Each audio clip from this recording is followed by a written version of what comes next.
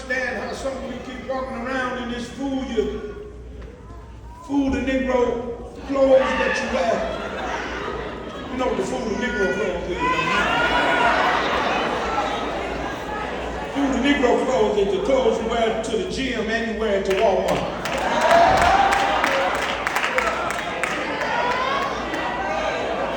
You have no underclothes on and your whole backside, all of it is out, and you wear the little bitty shirt that stops at the top of your waistline. And almost, I say almost, I look at the opposite word, almost everybody look fine in those pants.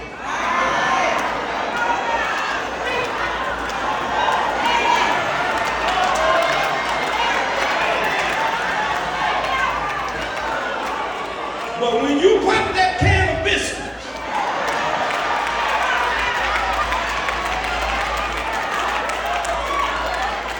and you discover that this is not what you bargained for.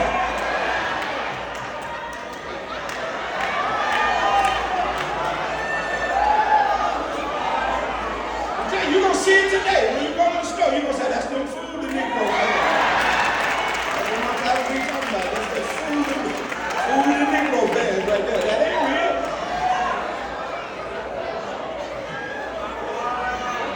It's for attention. Eat. I was in the barber shop.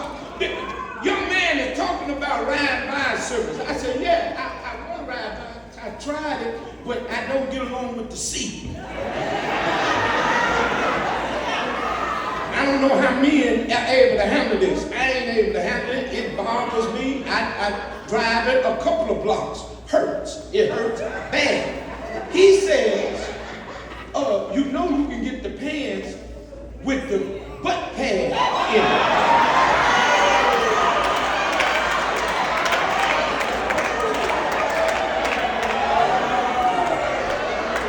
I said, who can get pants with the butt? He said, you can get. I said, man, I'm not walking around with no pads in my butt.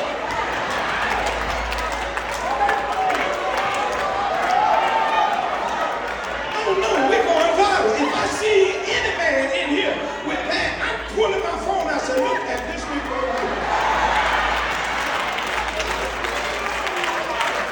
here. If this Negro ain't trying to get some attention right here. Tom, you can't walk around looking like Thelma.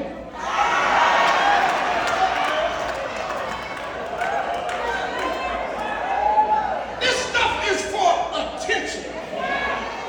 And sometimes God wants you to be rid of attention. He wants to have a one-on-one with just you and him. Because some of you got so many people in your ear, you can't hear God. That you get advice from so many other folks that you don't hear when God is trying to talk to you.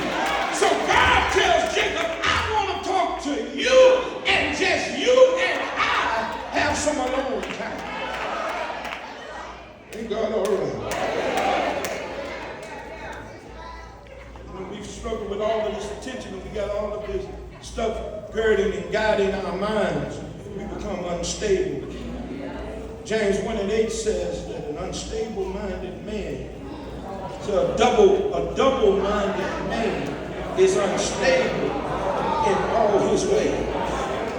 A double-minded man is unstable in all of his ways. Whenever you got all this stuff feeding your mind, you will become double-minded, where you're being pulled from one way to another. You're being pulled from one way to another. So God gets you alone so he can cause your mind to have single attention. God is not going to fight for your attention. You got to choose to give him your undivided attention. And so he gets Jacob alone. He isolates him so he can bless him. And then, while he has him isolated, he invites him to a battle. He's invited to a battle. And he says, here, while I got you alone, the Bible says in verse 24, and there he wrestled with a man. It's an angel.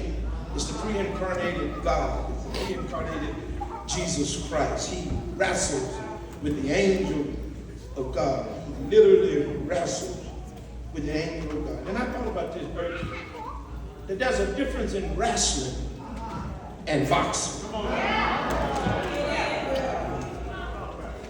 When you box, me having been a boxer myself, when you box, you are trying to knock somebody out. It's MMA stuff they got out now, right? It's mixed martial art phenomenon. They are trying to knock somebody out. But in wrestling, you're not trying to knock a person out. You're trying to submit a man. You're trying to break his will.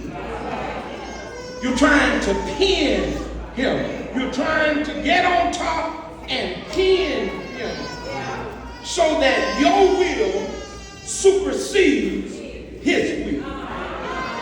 The Bible does not say that Jacob boxed with the Lord. In other words, God ain't trying to knock him out. But what he's trying to do is make him surrender his will unto the Lord. Well, I thought somebody would get that right there. Look at the neighbor and say, God don't want to box with you.